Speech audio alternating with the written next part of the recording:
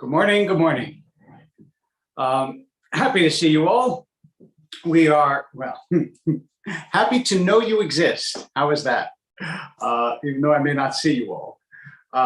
This morning, we are talking Thursday morning Torah, and the Parsha that we will be working with today is called Parsha Toldot.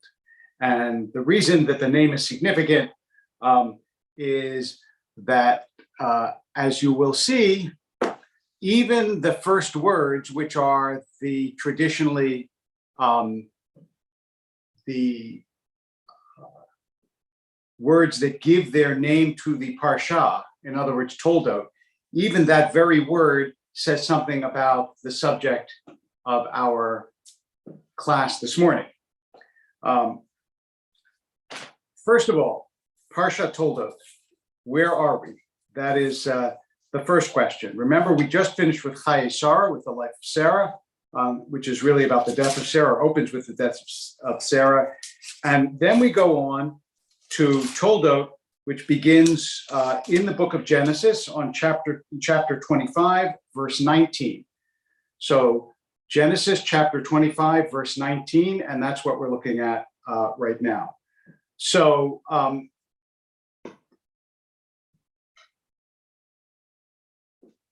Eile Toldot Yitzchak. These are the generations, or the genealogy, or basically the story of Isaac. The JPS translation has, this is the story of Isaac. And then it goes on, listen to this. This is the story of Isaac, son of Abraham. Abraham begot Isaac. Now, first of all, if you say Isaac is son of Abraham, you don't have to say Abraham begot Isaac. And by the way, Sarah had something to do with the process too. But second, there is already hinted in this very genealogy about Isaac, the fact that he's not a lead character in his own story. It's a very strange thing. This is the story of Isaac. Abraham gave birth to it. What happened to this? The story of Isaac. Isaac was, and then you go on and tell Isaac's story, but that's not the way it works. And the thematic thread here that is consistent through the Isaac story is that, in fact, Isaac isn't, in some ways, the lead character in his own story. The two major events in Isaac's life are events where he is acted upon instead of being acted. The things that he does are not the radical innovations of Abraham and of Jacob. And Isaac, even though he is named Laughter, in some ways the laugh is on him, because he does not occupy the place in the Jewish imagination of Abraham, who, after all, is the George Washington of the Jewish people, or George Washington is the Abraham of the American people. That is, he is the founding figure, the central founding, not only of Judaism, the central founding pillar, not only of Judaism, but of Christianity and Islam, the Abrahamic faiths, they are called. Abraham is the initiator. The call comes to Abraham in chapter 12, the famous Lech Lecha, and on, and Abraham has all these trials in Sodom and Gomorrah. There are all these stories about Abraham that are powerful and important. And then, of course, on the other side of Isaac is Jacob. Jacob, whose name changes to Yisrael and becomes the father of the 12 tribes and gives us our name as Israel, and is, in his own life, the actor in several dramas that give shape to his story in a way that Isaac does not have. So that you have Jacob and the story of the birthright, and the story of the ladder and the dream, and the story of Rachel and Leah, and the story of the reconciliation with Esau, and the story of the love of Joseph and the sale of Joseph, and he's going back to see Joseph at the end of his life, on and on and on and on. Jacob's story is extraordinarily dramatic, filled with the filled with sort of the lightning of the storyteller's art. And you don't get that with Isaac. So what is Isaac's place? Since we say Elokei Abraham, Elokei Yitzchak, Elokei Yaakov, the God of Abraham, the God of Isaac, and the God of Jacob, what is the God of Isaac here? And who is Isaac? That he merits a place among these titans of religious life. So, let us find out. I remember, and I've mentioned before, my father used to compare Isaac to Abraham Mendelssohn. Abraham Mendelssohn was a very successful banker, but he was also the son of Moses Mendelssohn, the great Jewish philosopher, and the father of Felix Mendelssohn, the great composer. So he said towards the end of his life, the first half of my life, I was known as the son of my father, and the second half of my life, I was known as the father of my son. And in a way, my father is right. That is Isaac's dilemma. He's a little bit of this and a little bit of that, and never the central animating figure in the story in his own life. So, okay. Let us now move on to Isaac's story in a more systematic way. You'll recall, first of all, that when Isaac is born, it's a miracle, right? He is a late life baby, to say the least. I mean, when you have a kid at 100, that is considered a late life baby. Most authorities would agree with that. I'm not a medical guy, but I'm guessing I can say that with fair confidence. So that's first of all. Second, the effect of his birth is, of course, to estrange him from his brother, from Ishmael, but not through anything he does. Rather, Hagar and Sarah have a falling out. Ishmael is, in many interpretations, does things that are wrong or bad or whatever. And so Ishmael is cast out of the house, and that's it. So Isaac grows up without a brother, but without having any role in the expulsion of his brother other than existing. Then, of course, after the expulsion of Ishmael, the central drama of Isaac's life is the Akedah, the binding of Isaac, in which Isaac's role is entirely passive. Now, passive here is not to say that he has no agency, because he is, in Sherlock Holmes' famous phrase, the dog that didn't bark. That is, Isaac does not protest. And you can give him an enormous credit for strength of character in terms of his choice to not protest against the binding, because obviously you would think at some point he would yell at his father, he would yell at God. He doesn't do that. Now, while it is true that after the binding of Isaac, Isaac never speaks to his father again. That is true. But before that, he never speaks to his father either. He has one dialogue with his father, which is on the way to the mountain, where he says, you know, I see all the wood and the axe for the fire offering, but where is the lamb for the slaughter? And Abraham says, God will see to the lamb, my son, which is the rabbis assume that at this point, Isaac knows he's the lamb. But never does it happen that Isaac and Abraham have just a father-son dialogue, and they don't after either. Now, why that is, we can speculate. We don't know. So we don't know what the effect of the Akedah is on Isaac, although, again, the absence of other events in his life and stories about him may lead us to assume that the Akedah had some kind of depressive effect on his personality, but that is rampant speculation. We have no idea. The choice of a bride, he doesn't choose. Abraham sends his servant Eliezer off to find a bride for Isaac. Eliezer brings back Rebekah. When he brings back Rebekah, Isaac is wandering in the field. We'll come back to that in just a second. And the two of them fall in love, and he gets married, and it says it comforts him for the loss of his wife, of his mother, Sarah. So he loses a brother, not through his own agency. He gets taken up to the mountain to slaughter, not through his own agency. He's found a wife, not through his own agency. And he is the only one of the patriarchs, the only one, there are only three, but the only one that does not have a concubine. Abraham has Hagar. Jacob has Bilhah and Zilpah. Isaac only has Rebekah. So moving on, because we're building now a character portrait. What was Isaac doing in the field when he meets Rebekah? It says he's lasuach basadeh. Now lasuach is what is known as a hapex legama, which means it only occurs once in the entire Tanakh, the word lasuach.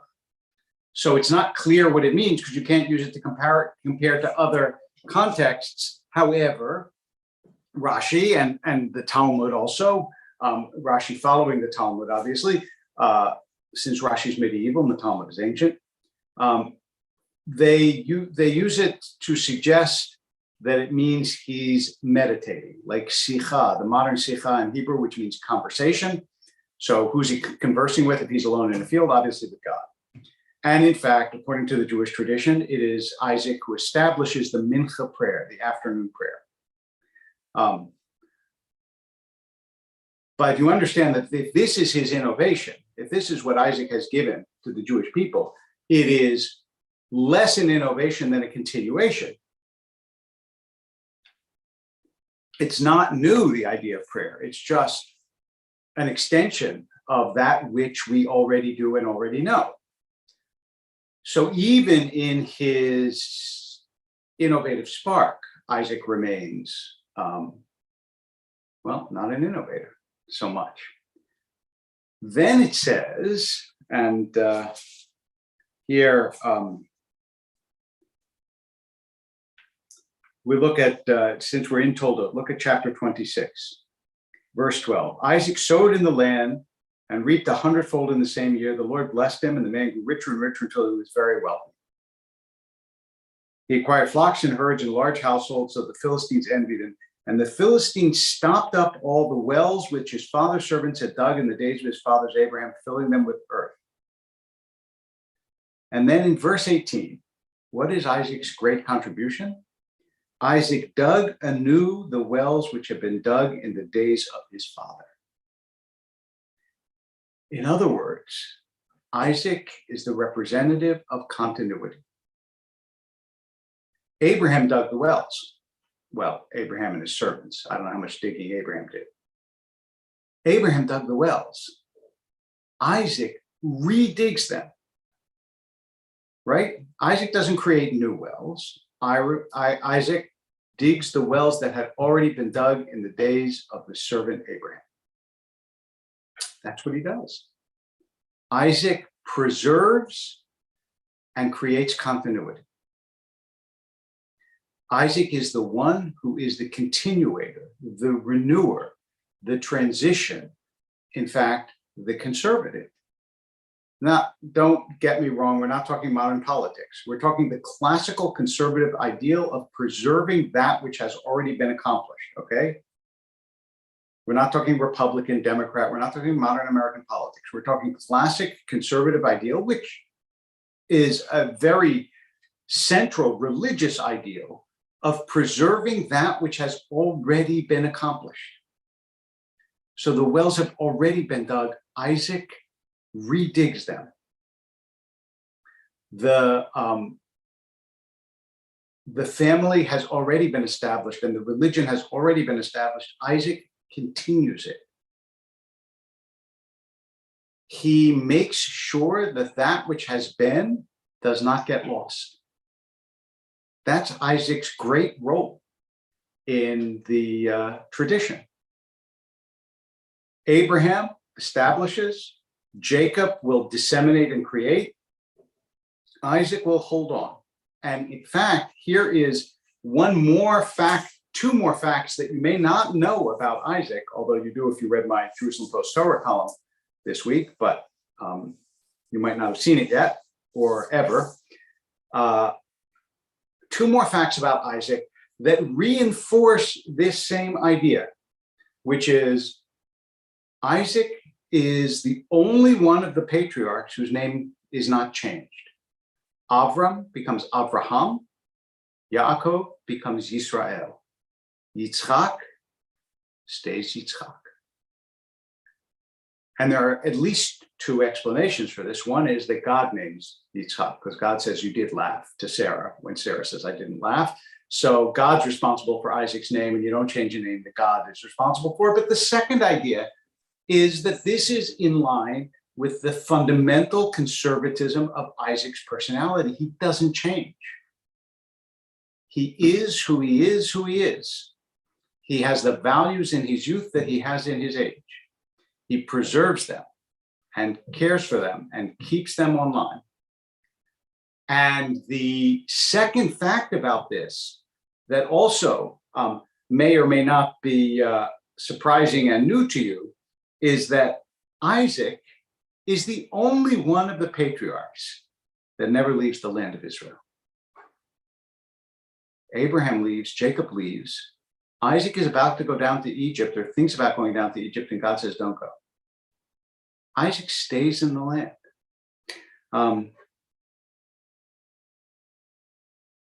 And that too is a statement of the fundamental conservative impulse that Isaac has, that is, I have established something, I have done something, I will keep the something that I have established and done. So in Toldot, we have this, I wanted to say, I left the last act out, which is, I mentioned that the two great events in Isaac's life are not his acting, but his being acted upon.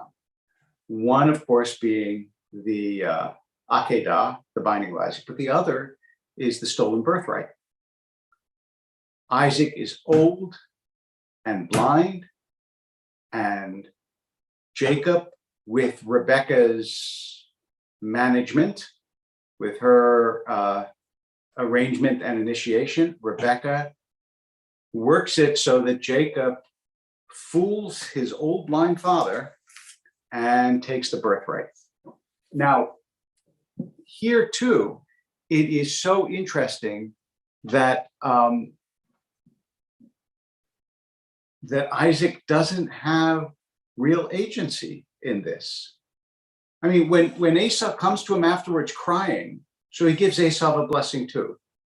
But essentially, the story and the outcome of the story are decided almost entirely by characters who act upon Isaac's being and personality, and he is passive in the episode as he is passive in the episode of the Akedah, differently, but in both cases. So what do we learn from Isaac? I think that what we learn from Isaac, at least one of the things that we learn from Isaac is that to preserve what we have is a crucial feature of life, and especially in a world with rapid change and constant innovation, where everybody's talking about how they have to disrupt, right? Disruption is the word in Silicon Valley. Everybody wants to be a disruptor and everybody wants to disrupt. There is a real important place for continuity and continuation.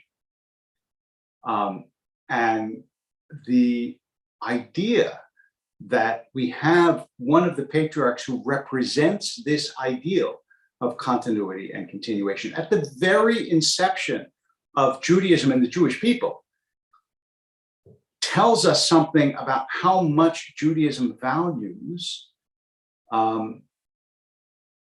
the the notion that the tradition contains within it wisdom that needs to be preserved, and that we cannot constantly reinvent ourselves because we will forget, disregard, devalue central important ideas in the Jewish tradition. So I wanted to say, right, the water, Sandy says, means both physical and spiritual nourishment, absolutely. Mayim Chayim. The Torah is called the tree of life. Torah is called living waters. Water always represents fact. Reminds me of something my brother once said. My brother's a sociologist. He's the head of the ethics center at Emory University. And I remember when he was a scholar in residence, he came to the synagogue and he said, the greatest threat to human life for most of human history was bad water. The search for water that was pure, that wasn't infected, especially with cholera, but many other diseases too, was for most of human history, that was like that water killed more people than anything else. Now, he said, we turn on our tap and we have water that is tested to the billionth particle for impurities.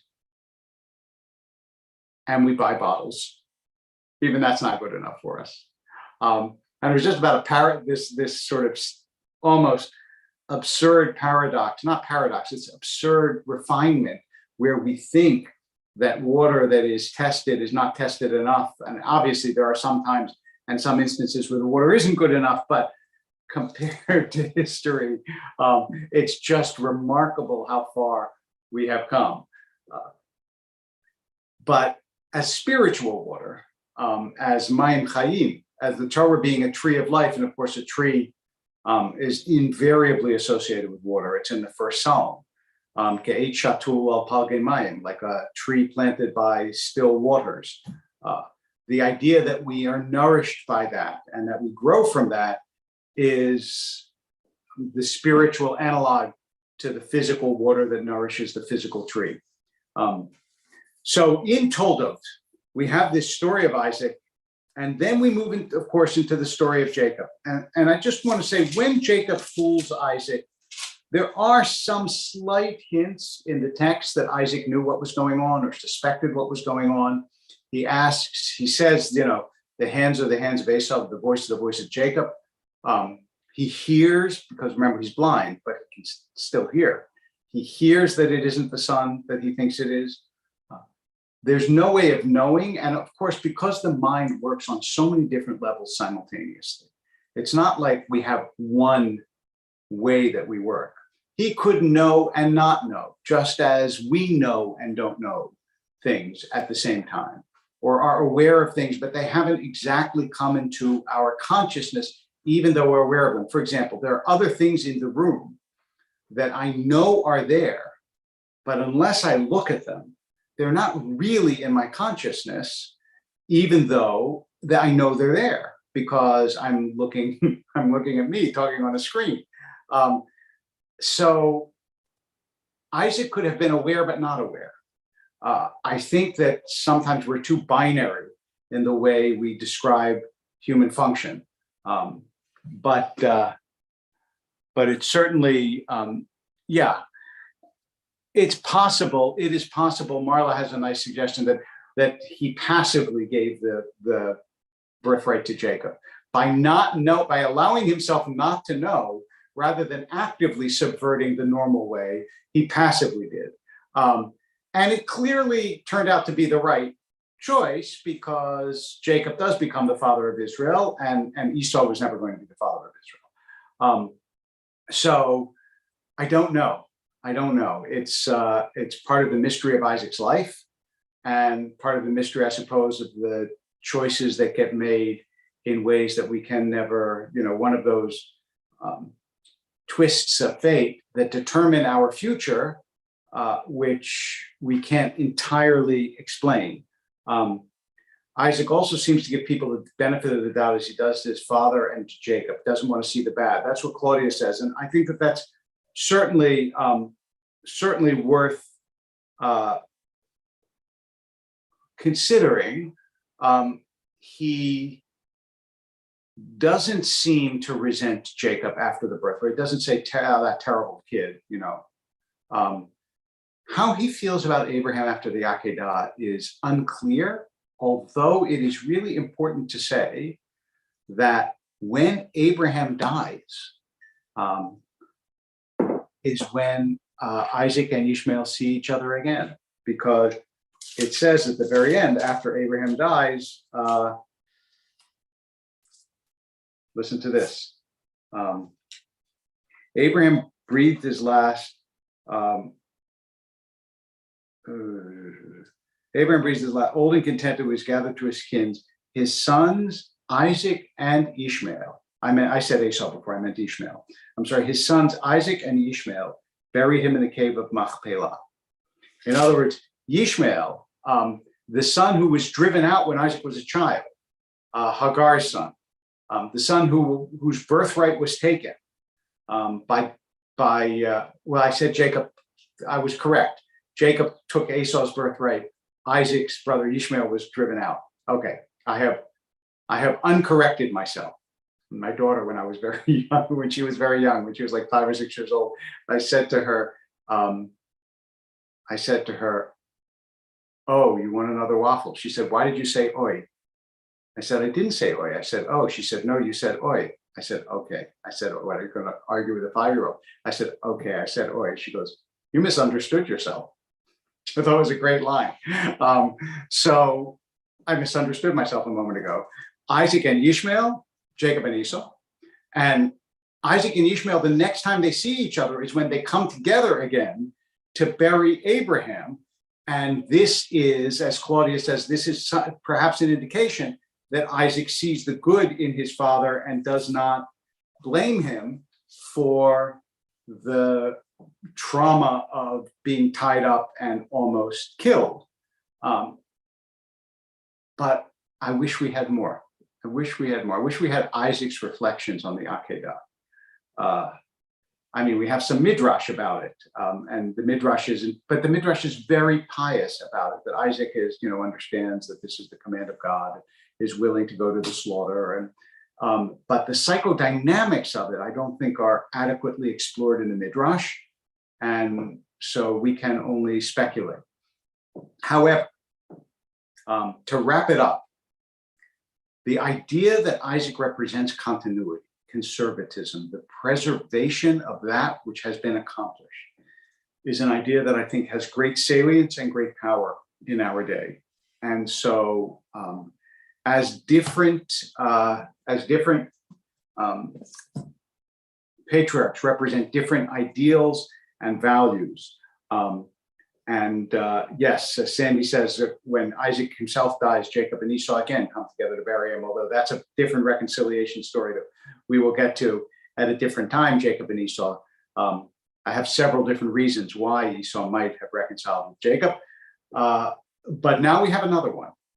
Maybe because the model of their father, which I've never considered before, but I'm considering now, maybe the model of their father, who did not cast blame on Jacob and did not cast blame on his own father Abraham, maybe that model was a catalyst for reconciliation, and the reconciliation of brothers is, of course, in some ways, the great theme of the book of Genesis, and culminates in Ephraim and Manasseh, when at the end of the book, Jacob prefers Ephraim to Manasseh, even though Ephraim is the younger, and Manasseh doesn't complain and doesn't argue. And no, Isaac and Ishmael are not mentioned again after that.